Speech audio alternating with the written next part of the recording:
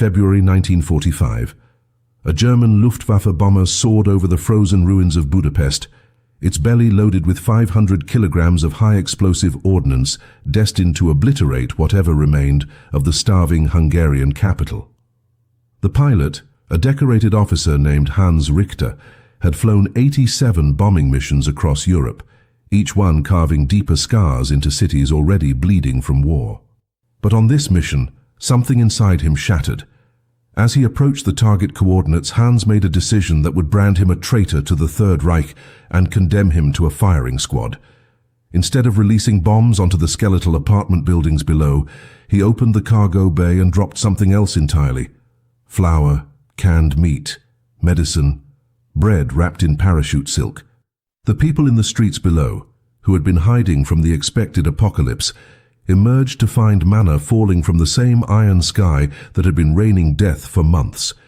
The official record would call it a malfunction, a mechanical failure that caused the bomb release mechanism to jam. Hans Richter's commanding officer, Oberst Friedrich von Kleist, accepted this explanation because the alternative was unthinkable, that one of his most trusted pilots had committed an act of mercy in the middle of total war.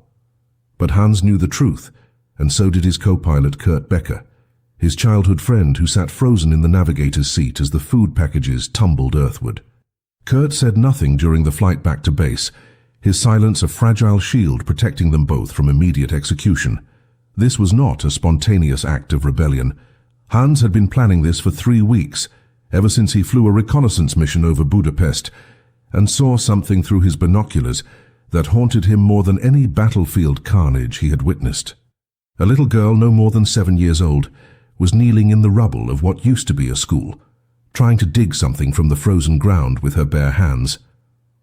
Hans Richter was not supposed to care.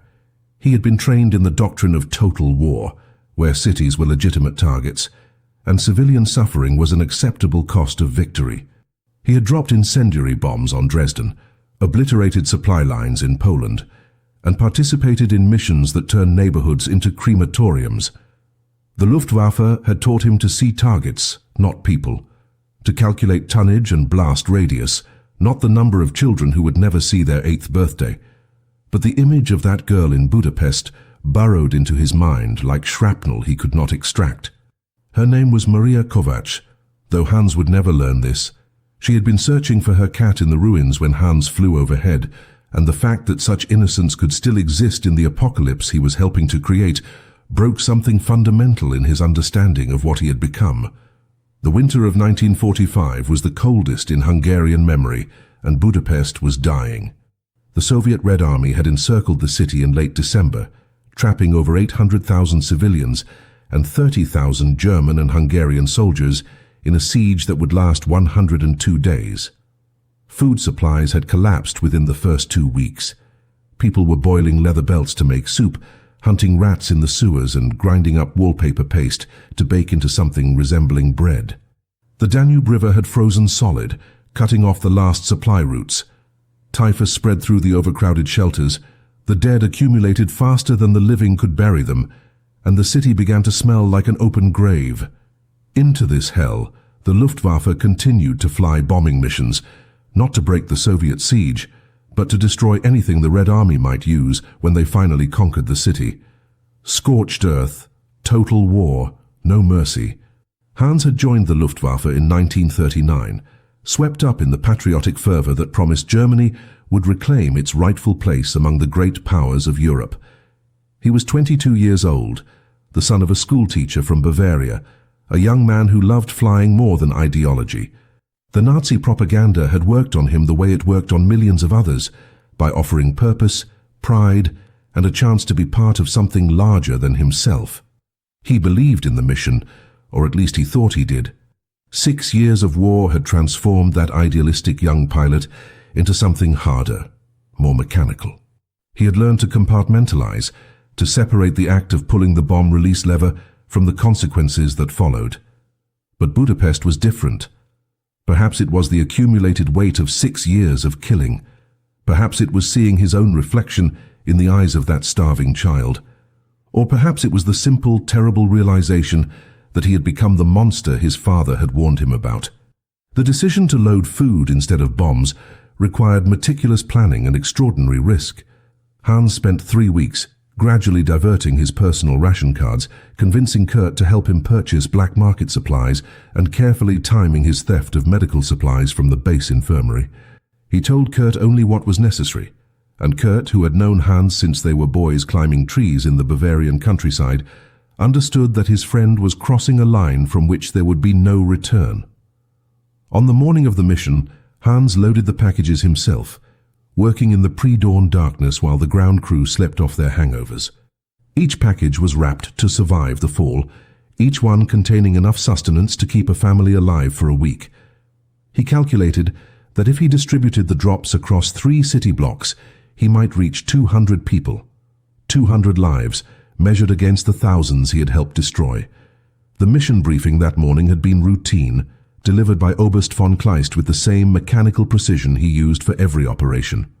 Hans and 12 other pilots stood at attention in the freezing hangar, while von Kleist pointed at a map of Budapest with his wooden pointer, circling the industrial district near the Danube, where Soviet forces had established supply depots in abandoned factories. The objective was straightforward: obliterate the warehouses, collapse the roads, make the area unusable. Von Kleist emphasized that collateral damage was not a concern, that the Hungarian civilians remaining in the combat zone had made their choice by not evacuating when they had the chance. Hans listened to these words and felt nothing, which terrified him more than if he had felt rage or disgust. 6 years of war had taught him to turn off his emotions during briefings, to hear orders as pure information divorced from moral weight. But this time, standing in that frozen hangar, with his modified cargo already loaded, Hans felt the numbness crack. He was about to betray everything he had sworn to uphold, and the strangest part was how calm he felt about it. Kurt Becker had barely slept the night before, knowing what they were about to do. He had tried 3 times to talk Hans out of it, citing the obvious consequences: court-martial, execution, the destruction of both their families back home, who would be branded as relatives of traitors. But Hans had a way of speaking that made impossible things sound inevitable, a quiet intensity that Kurt had seen before when they were teenagers, and Hans decided they should steal his father's motorcycle and ride it to Munich. That adventure had ended with both of them in trouble but alive. This one would almost certainly end differently, yet Kurt found himself unable to refuse, unable to let his oldest friend walk into this alone. They had flown 43 missions together, had pulled each other out of burning aircraft, had shared a flask of stolen schnapps over the burning wreckage of Cologne. Loyalty, Kurt had learned, was a more powerful force than self-preservation. So he climbed into the navigator's seat that morning and said nothing when he saw the packages instead of bombs, just checked his instruments and plotted the course to Budapest as if this were any other mission designed to rain death on a dying city. The flight east took 2 hours and 17 minutes, crossing over the patchwork landscape of a continent, tearing itself apart. Below them, the earth was scarred with trenches, cratered roads, and the black smudges where villages used to stand. The Danube snaked through the terrain like a frozen artery, and as they approached Budapest, the devastation became absolute. The city was a geometry of destruction, its once grand architecture reduced to hollow facades and collapsed domes. Smoke rose from dozens of fires that had been burning for weeks, and even from 3,000 meters altitude, Hans could see the tiny figures of people moving through the ruins, like ants navigating a shattered anthill. The other bombers in their formation peeled off toward their assigned targets, and Hans followed standard procedure, banking toward the industrial district. His hands on the control yoke were steady, his breathing controlled. This was the moment. In approximately 90 seconds, he would either complete his mission as ordered, or commit an act that would end his life, but might save a few others. The bomb bay doors opened with their familiar mechanical groan, and Hans felt the aircraft lift slightly as the weight prepared to drop. Through the bomb sight, he could see the target area expanding below, a cluster of warehouses near a residential block that had somehow survived mostly intact. Families were sheltering in those buildings, he knew, mothers, children, old men, too stubborn or too weak to flee. The standard bombing pattern would obliterate 6 city blocks, turning concrete into shrapnel and people into statistics.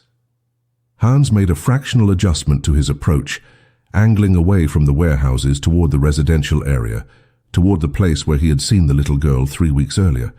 Kurt glanced at him but said nothing, his face pale in the dim cockpit light. The release lever was cold under Hans's gloved hand.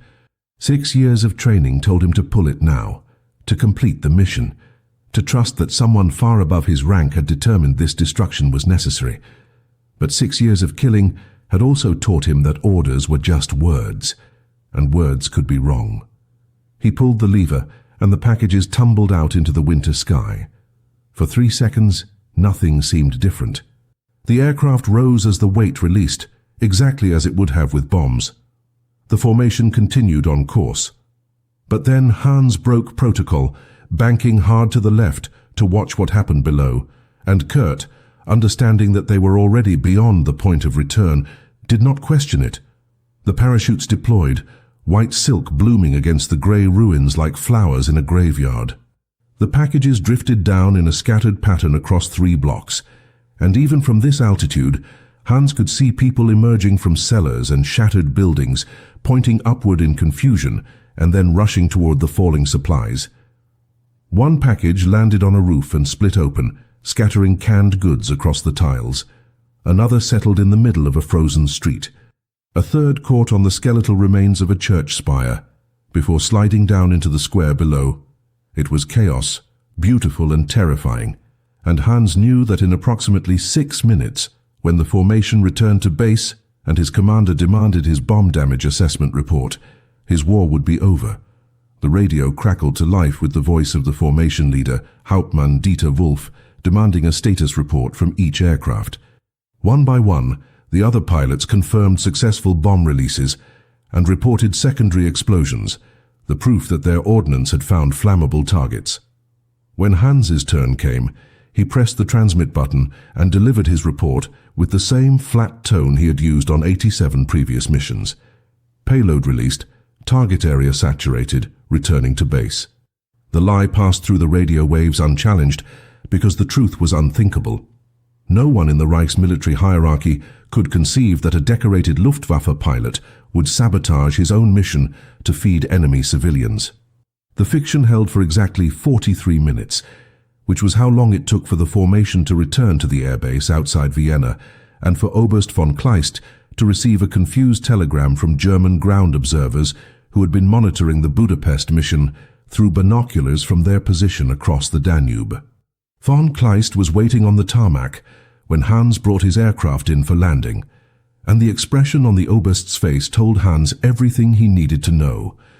There would be no pretending this was a mechanical malfunction, no bureaucratic mercy that might allow him to quietly disappear into a punishment battalion on the Eastern Front.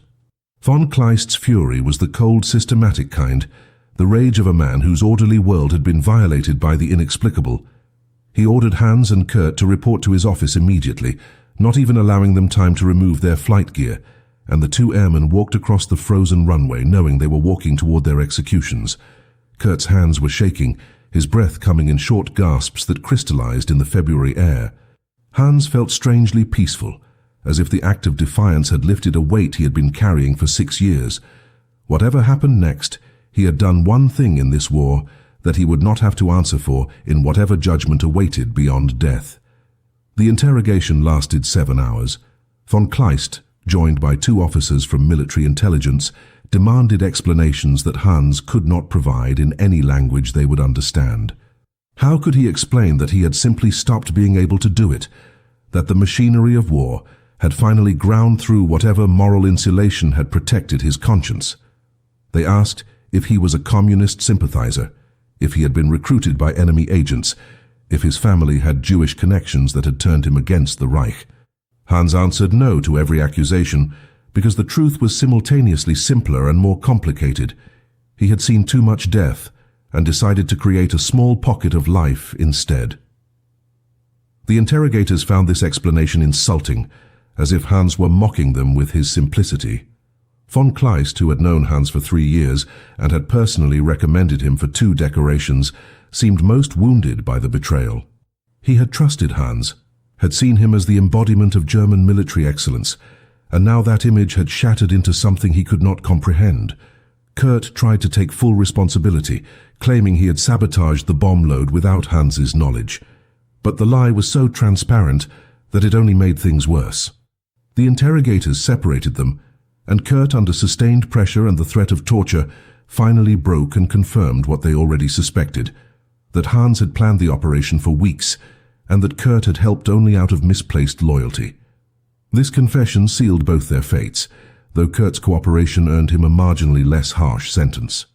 Instead of immediate execution, he would be sent to a penal battalion, where he would have the opportunity to redeem himself through suicidal combat missions. Hans received no such mercy. Von Kleist personally signed the court-martial order that condemned him to death by firing squad, to be carried out within 72 hours. There would be no appeal, no intervention from higher command. The Reich was collapsing, losing the war on every front, and it could not afford the luxury of tolerating traitors, especially traitors whose actions suggested that mercy was superior to duty. Hans spent his final 3 days in a concrete cell beneath the airbase, alone except for the guards who brought him water and stale bread twice daily. He was not tortured, not because of any particular kindness, but because there was nothing left to extract from him. He had confessed everything, had refused to implicate anyone else, and had shown no remorse for his actions. The guards, young men barely out of their teens, treated him with a strange mixture of contempt and curiosity, as if he were some exotic specimen of madness they could not quite categorize. One guard, a boy of perhaps 19 with a Bavarian accent similar to Hans's own, asked him late one night why he had done it. Hans considered the question for a long moment before answering that he had simply wanted to save someone instead of killing them, just once before the war ended, and whatever remained of his soul was beyond salvation. The guard nodded slowly, said nothing more, and never asked again. What Hans could not know, locked in his cell waiting for dawn and the firing squad, was what had happened in Budapest when those packages fell from the sky.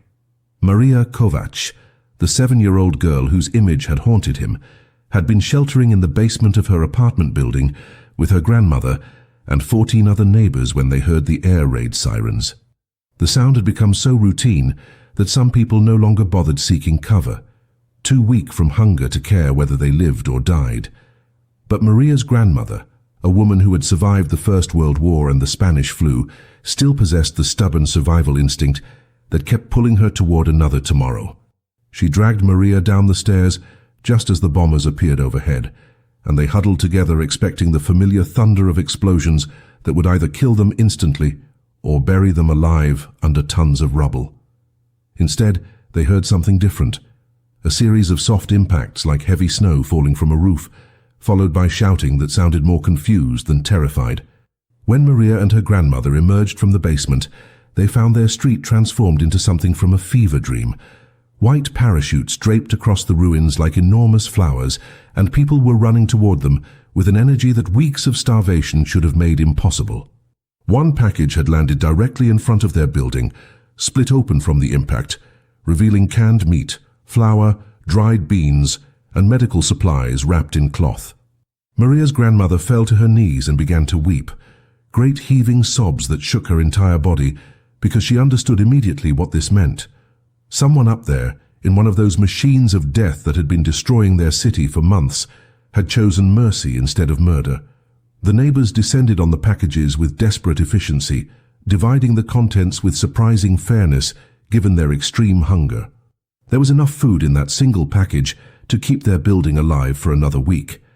Maybe 2 if they rationed carefully. Across 3 city blocks, similar scenes unfolded as approximately 200 people discovered that the sky was raining salvation instead of fire.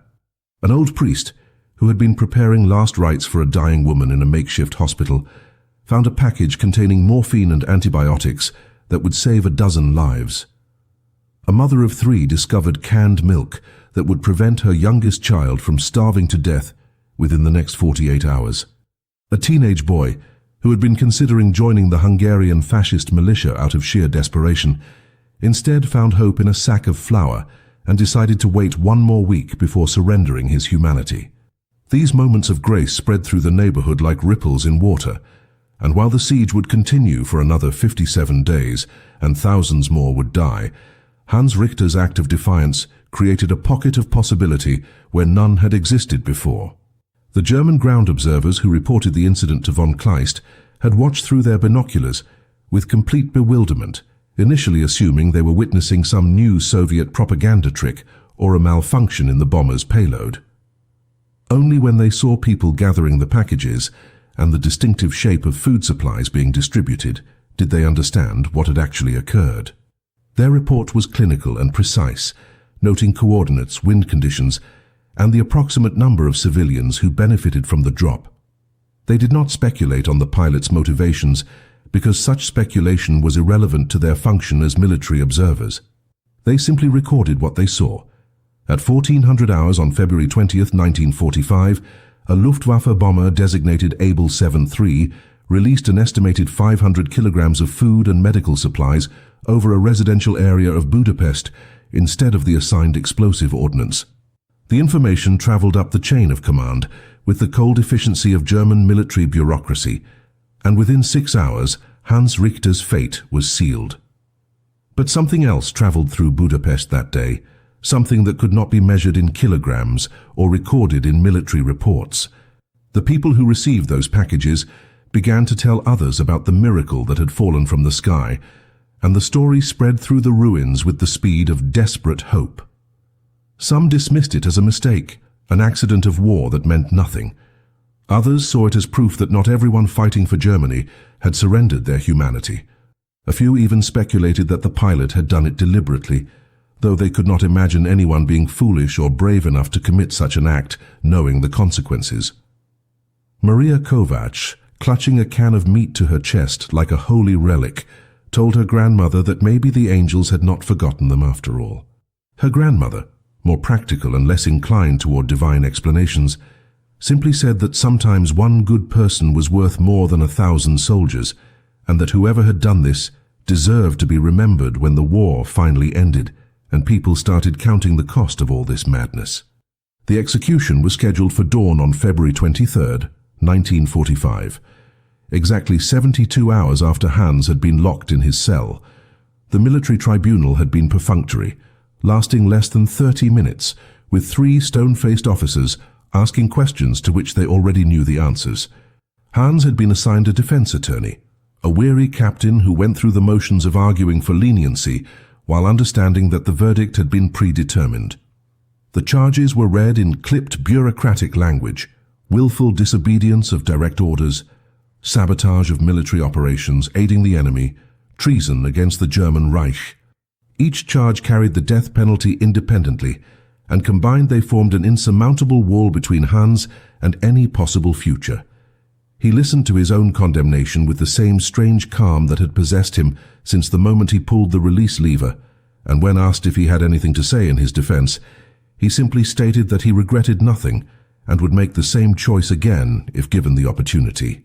Von Kleist attended the execution personally, standing in the frozen courtyard with his hands clasped behind his back, while a firing squad of 8 soldiers assembled in formation. The Oberst's presence was not required by protocol, but he felt obligated to witness the end of a man he had once considered exemplary. Hans was brought out just as the sun began to break over the eastern horizon, his hands bound behind his back, his Luftwaffe uniform stripped of all insignia and decorations.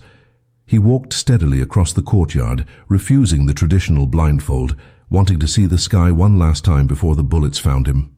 The firing squad commander, a sergeant who had executed 4 deserters and 3 spies in the past 6 months, read the official judgment aloud in a voice devoid of emotion. Hans barely heard the words.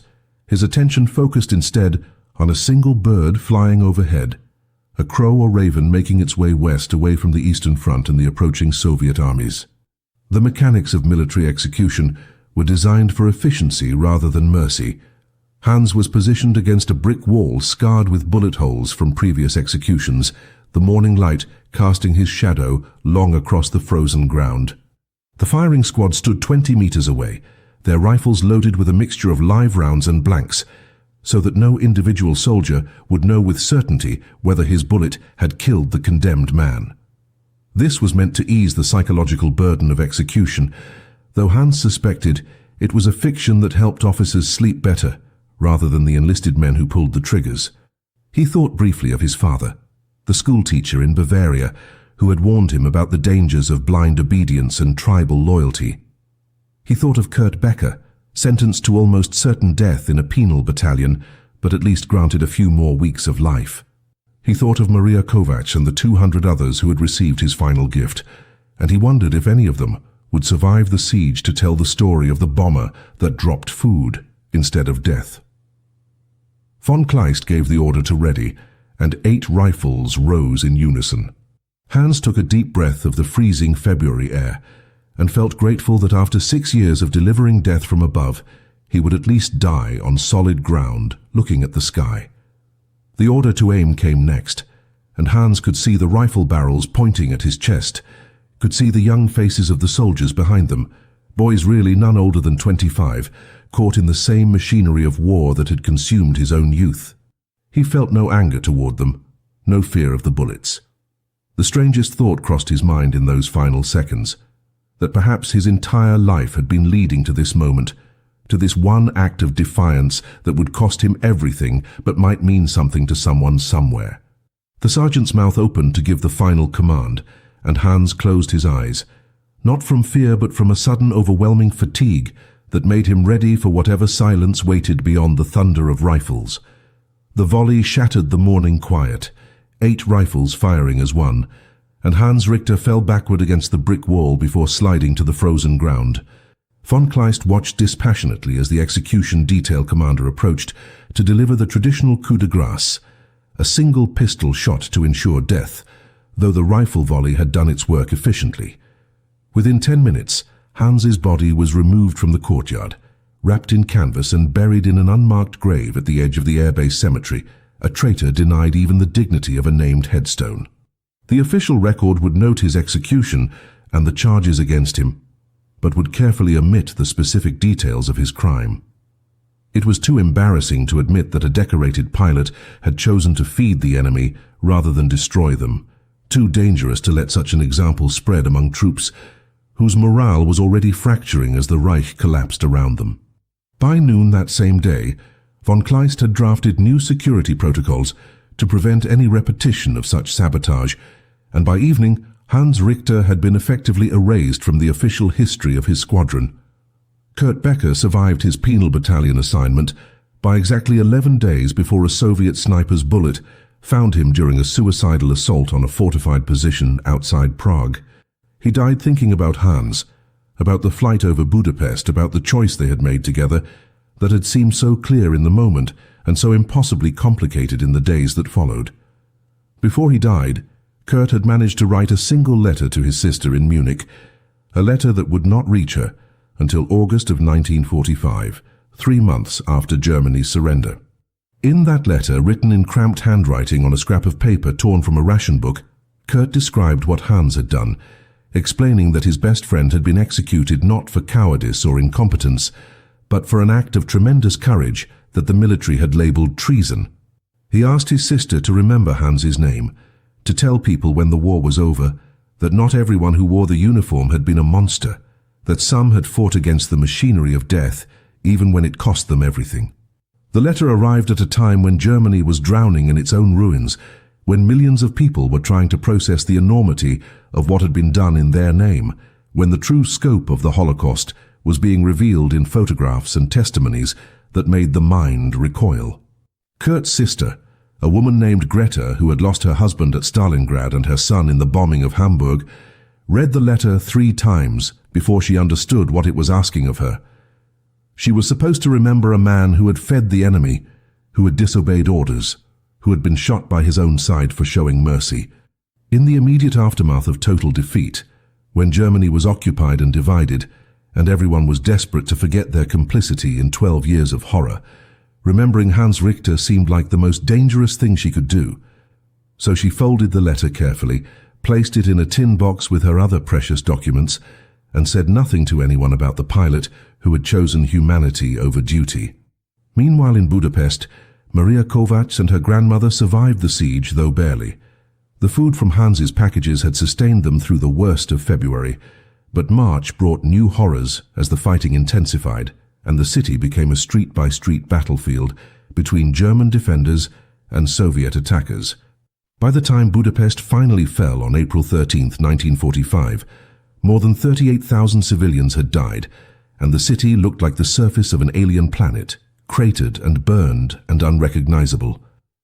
Maria's grandmother died of typhus 2 weeks after liberation, whispering with her final breaths about the miracle of the parachutes, about the bomber that had brought life instead of death. Maria, now an orphan at 7 years old, was taken in by distant relatives in the countryside, and she carried with her 2 possessions, a photograph of her parents and an empty tin can that had once contained meat from a package that fell from the sky. The story of Hans Richter should have ended there, buried in an unmarked grave in Austria, forgotten by a military that wanted to erase any evidence of dissent, unknown to the people he had saved who never learned his name. For decades, that is exactly where it remained. The Cold War divided Europe, making it nearly impossible for stories to cross the Iron Curtain. Greta Becker died in 1968, taking her brother's letter to her own grave, the tin box lost when her apartment building was demolished for new construction. Maria Kovacs grew up in communist Hungary, became a schoolteacher herself, married and had children, but never forgot the day the sky rained food. She told the story to her students sometimes, though she presented it as a folk tale or a dream, rather than a historical fact, because in the Soviet-controlled education system, suggesting that a German soldier had shown mercy complicated the approved narrative of fascist evil and communist liberation. The resurrection of Hans Richter's story began in 1991, 2 years after the fall of the Berlin Wall, when a German historian named Dr. Klaus Zimmermann was researching Luftwaffe records for a book about military discipline during the final months of the war. Zimmermann discovered a brief reference to an execution at an airbase outside Vienna in February 1945, notable only because the charges included the unusual phrase, unauthorized delivery of supplies to enemy civilians. Intrigued by this cryptic language, Zimmermann began investigating, tracking down surviving members of Hans's squadron, interviewing elderly residents of the area around the former airbase, and eventually finding the unmarked grave that had been discovered during construction work and catalogued but never identified.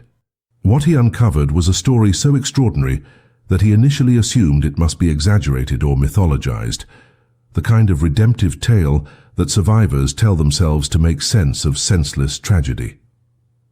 Dr. Zimmermann's investigation took him to Budapest in 1992, where he interviewed dozens of elderly survivors who had lived through the siege. Most had vague memories of chaos and starvation, their recollections blurred by trauma and the passage of nearly 5 decades. But when he mentioned the date, February 20th, 1945, and asked about packages falling from German bombers, something remarkable happened.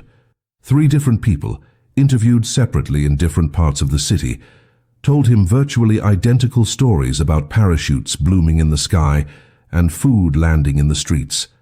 One of them was Maria Kovacs, now 64 years old, a retired teacher living in a small apartment overlooking the Danube. When Zimmermann showed her the military records he had uncovered, when he told her the name Hans Richter, and explained that this pilot had been executed for what he had done, Maria began to cry with such intensity that the interview had to be paused for 20 minutes while she composed herself. Maria told Zimmermann that she had spent 47 years believing the food drop had been either a miracle or a mistake, never imagining that a specific human being had made a conscious choice to save her life at the cost of his own. She retrieved from a drawer the battered tin can she had kept all these years, the physical proof that the memory was real, and she held it in her trembling hands while describing how that food had kept her and her grandmother alive long enough to survive until spring. Zimmermann photographed the can, documented her testimony, and asked if she would be willing to go public with the story. Maria agreed immediately, saying that if someone had died to save her, the absolute least she could do was make sure his name was remembered. Within 6 months, Zimmermann had compiled enough evidence to publish an article in a respected German historical journal, and the story of Hans Richter began its slow journey from forgotten grave to public consciousness. The article attracted immediate attention, not just from historians but from journalists who recognized the narrative power of a story that complicated the simple binaries of war. Hans Richter was neither a resistance hero who had secretly opposed the Nazi regime from the beginning, nor a loyal soldier who followed orders without question.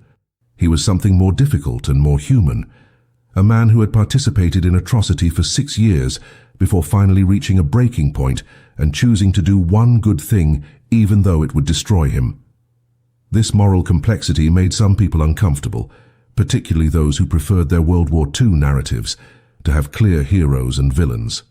There were letters to the Journal accusing Zimmermann of Nazi apologism, of trying to rehabilitate the image of the Luftwaffe by highlighting one aberrant act of mercy while ignoring the thousands of bombing missions that had killed hundreds of thousands of civilians. Zimmermann responded to these criticisms with careful nuance, arguing that remembering Hans Richter was not about excusing the Luftwaffe's crimes, but about understanding the full spectrum of human behavior under extreme conditions.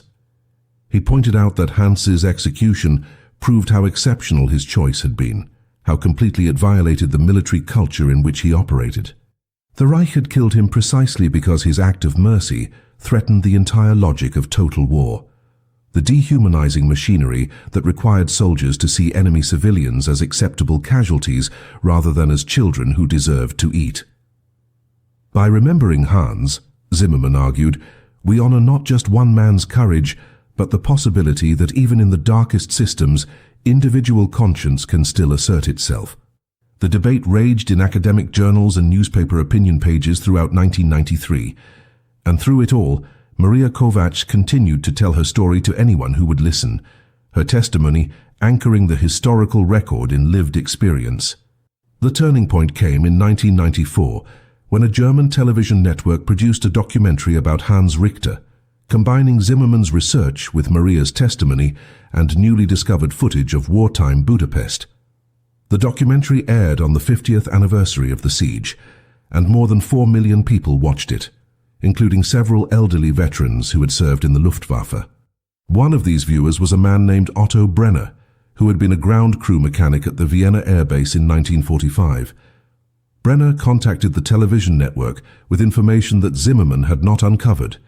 He had been one of the mechanics who serviced Hans's aircraft, and he remembered seeing Hans loading packages into the bomb bay in the pre-dawn darkness of February 20th. Brenner had assumed at the time that Hans was conducting some kind of authorized supply drop, perhaps for German troops trapped behind Soviet lines. Only when Hans was arrested did Brenner understand what had actually happened, and the memory had haunted him for 5 decades. Otto Brenner's testimony added crucial details that transformed Hans Richter's story from an isolated act into something more deliberate and premeditated. Brenner recalled that Hans had been unusually quiet in the weeks leading up to the mission, spending long hours alone in the hangar when other pilots were drinking or playing cards. He remembered Hans asking technical questions about weight distribution and parachute deployment, questions that seemed odd at the time but made perfect sense in retrospect. Most significantly, Brenner revealed that he had found a scrap of paper in the cockpit after Hans's arrest, a handwritten note that Hans must have dropped accidentally during his final flight. The note contained a single sentence in Hans's handwriting. For the children who should not have to pay for our mistakes. Brenner had kept this note hidden for 49 years, terrified that possessing it might implicate him in Hans's treason, but the documentary had finally given him the courage to come forward and add this evidence to the historical record. The note changed everything. It proved beyond any doubt that Hans had understood exactly what he was doing, that this was not a spontaneous emotional breakdown, but a calculated moral decision.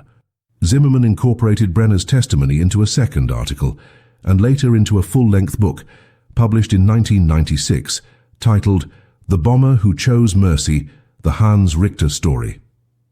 The book became an unexpected bestseller in Germany, striking a nerve in a nation still grappling with its wartime past and the question of individual responsibility within totalitarian systems. Reading groups discussed it, universities assigned it in courses on ethics and history, and suddenly Hans Richter became part of a larger conversation about the choices available to ordinary people living under extraordinary evil. Some readers found inspiration in his story, proof that moral courage was possible even when the cost was absolute.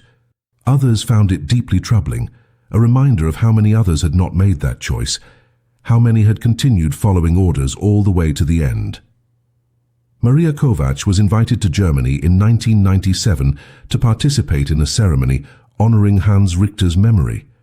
The city of Munich, Hans's birthplace, had decided to name a small park after him, and Maria was asked to speak at the dedication. She stood before a crowd of several hundred people, now 70 years old, holding the same battered tin can she had preserved for 52 years, and spoke about what it meant to be saved by a stranger. She explained that Hans Richter had never known her name, had never seen her face, had no way of knowing whether the food he dropped would reach anyone at all. He had acted purely on faith that human life had value, that mercy was worth pursuing, even when the entire world seemed committed to cruelty. Maria's voice cracked with emotion as she described her grandmother's final words about the miracle of the parachutes, and when she finished speaking, the silence was so complete that you could hear the wind moving through the trees of the park that now bore Hans Richter's name. The ceremony attracted media coverage across Europe, and the story reached new audiences who had never heard of the pilot who dropped food instead of bombs. Among those watching the news coverage was an elderly woman in England named Sarah Morrison, who had been a British intelligence officer during the war. Morrison contacted Dr. Zimmerman with information that added yet another layer to the story. British intelligence had intercepted and decoded German military communications about Hans's execution, and Morrison had been one of the analysts who read those intercepts in real time in February 1945. She still remembered her reaction upon learning that the Luftwaffe had executed one of its own pilots for feeding civilians, remembered thinking that if Germany was killing its own soldiers for showing mercy, the war must be nearing some kind of moral apocalypse. Morrison's testimony provided independent corroboration of the entire story, linking German military records with Allied intelligence intercepts and Hungarian survivor accounts into an unassailable historical fact. By the late 1990s, Hans Richter's story had achieved a level of public recognition that would have been unimaginable a decade earlier. Historians used it as a case study in moral courage and individual agency within oppressive systems. Ethicists debated whether Hans's 6 years of participation in bombing campaigns negated the moral value of his final act, or whether redemption was possible even for those complicit in great evil. Psychologists examined his decision as an example of moral injury and the breaking point where conscience overrides conditioning. And ordinary people, particularly in Germany, saw in Hans a complicated kind of hero, not someone who had always been good, but someone who had finally chosen to be good when it mattered most, even knowing it would cost him his life. The story resonated because it acknowledged the difficulty of moral choice, the reality that most people are not purely good or evil, but somewhere in the messy middle, capable of both terrible things and tremendous courage. The legacy of Hans Richter extended far beyond academic discussions and memorial parks. In 2003, the German Bundeswehr, the modern German armed forces, incorporated his story into their ethics training curriculum for officer candidates. Military instructors used his case to teach a fundamental lesson, that following orders is not an absolute moral defense, that soldiers retain individual responsibility for their actions even within hierarchical command structures. The choice to include Hans in official military education was controversial, with some senior officers arguing that highlighting a case of disobedience, even noble disobedience, could undermine military discipline. But the reformers won the argument by pointing out that modern democratic militaries needed soldiers who could think critically about the orders they received, who understood that some commands should never be followed regardless of the consequences. Hans Richter became the example they used to illustrate that principle, his execution serving as a cautionary tale about systems that punish conscience and reward cruelty. Maria Kovacs lived to see this transformation, though she never fully reconciled with the irony that the same institution that had killed Hans was now using him as a moral exemplar. She continued to speak publicly about her experience until 2008, when declining health forced her into retirement. Before she stopped giving interviews, she established a small foundation that provided scholarships to Hungarian students studying conflict resolution and peace studies, funded by donations from people who had been moved by her story.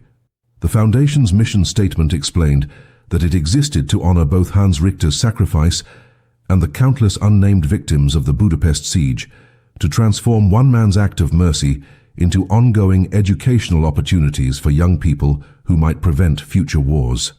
Maria died in 2011 at the age of 73, and her obituary in the Hungarian press identified her as the child who had been saved by the German pilot, her entire life story now inseparable from that February day in 1945. The physical evidence of Hans's act gradually became artifacts of historical memory. The battered tin can that Maria had preserved was donated to the Budapest History Museum, where it sits in a glass case alongside a photograph of parachutes falling over the city, Zimmermann's book, and a copy of the note found in Hans's cockpit. The unmarked grave outside Vienna was finally given a proper headstone in 2006, 61 years after his execution, with a simple inscription: Hans Richter, 1917 to 1945, Luftwaffe pilot who chose mercy. His name was also added to a memorial in his hometown in Bavaria, listed alongside other local casualties of the war, though his entry includes the notation, executed for humanitarian action, to distinguish his death from those killed in combat. These physical markers serve as pilgrimage sites for people interested in stories of moral courage, and visitors regularly leave flowers and handwritten notes expressing gratitude for his example. Kurt Becker's story also found belated recognition. The letter he had written to his sister Greta was eventually located by Zimmermann during his research, having been preserved by a neighbor who had cleaned out Greta's apartment after her death. The letter was published in full in Zimmermann's book, and Kurt was posthumously recognized alongside Hans as someone who had chosen friendship and conscience over self-preservation. Unlike Hans, Kurt had not originated the plan and had participated more from loyalty than conviction, but his choice to help rather than report his friend still represented a form of moral courage that deserved acknowledgement. A small plaque in Prague, near where Kurt fell in combat, now commemorates both men and the choice they made together. The inscription notes that they were best friends who died separately but should be remembered together. Two young men who briefly stepped outside the machinery of war to assert their humanity. The broader impact of Hans Richter's story can be measured in unexpected ways. Teachers in multiple countries now use his case in classrooms to discuss ethics, obedience, and moral responsibility. Novelists and playwrights have adapted his story, each version emphasizing different aspects of the narrative. A documentary filmmaker in 2015 interviewed the children and grandchildren of the people who received the food packages, collecting dozens of testimonies from families who owed their existence to Hans's decision. One woman whose grandfather had been saved by the food drop calculated that Hans's act had led to the births of 43 direct descendants across 3 generations, an entire extended family that would never have existed if he had followed his orders and dropped bombs instead. She broke down crying during the interview, overwhelmed by the realization that her entire life, her children's lives, all traced back to one man's choice to disobey. So what do we do with a story like this? What do we do with Hans Richter, a man who spent 6 years helping to destroy cities, who participated in the machinery of Nazi Germany's total war, who followed orders without question until suddenly, inexplicably, he didn't? The easy answer would be to call him a hero and move on, to use his final act to erase the complexity of everything that came before. But that would be a betrayal of the truth, and worse, it would miss the entire point of why this story matters. Hans Richter was not a hero who infiltrated the Luftwaffe to sabotage it from within. He was a true believer who became disillusioned, an ordinary man who was shaped by propaganda and nationalism and the seductive promise of purpose, who killed because he was told it was necessary, and who finally, after 87 missions and 6 years of war, saw a starving child and could no longer pretend that orders justified atrocity. His story is important precisely because he was not always good, because his moment of moral courage came after a long history of moral failure, because it proves that redemption is possible even for those who have participated in terrible things. The question that haunts this story, the question that should haunt all of us, is why Hans Richter was the exception rather than the rule. Thousands of pilots flew similar missions over Budapest and dozens of other cities. Tens of thousands of soldiers participated in the systematic destruction of civilian populations across Europe. Most of them never reached the breaking point that Hans reached, never chose mercy over duty, never risked everything to save strangers. Were they morally inferior to Hans? Or was Hans simply the statistical outlier, the one person in 10,000 whose conscience finally overrode his conditioning? The answer matters because it shapes how we think about individual responsibility within oppressive systems. If Hans was uniquely courageous, then his story is inspiring but ultimately irrelevant to most people. But if Hans was ordinary, if the only thing that separated him from his fellow pilots was a single moment of moral clarity, then his story becomes a challenge to all of us. What would you do in that cockpit? When would you say no? I think about Maria Kovacs, 7 years old, digging through rubble looking for her cat while bombers circled overhead. I think about how close she came to being a statistic, one more child killed by high explosives, in a war she had no part in starting. And I think about how one man's decision gave her 73 years of life she would never have had, gave her children and grandchildren who exist only because Hans Richter valued their potential existence more than his own survival.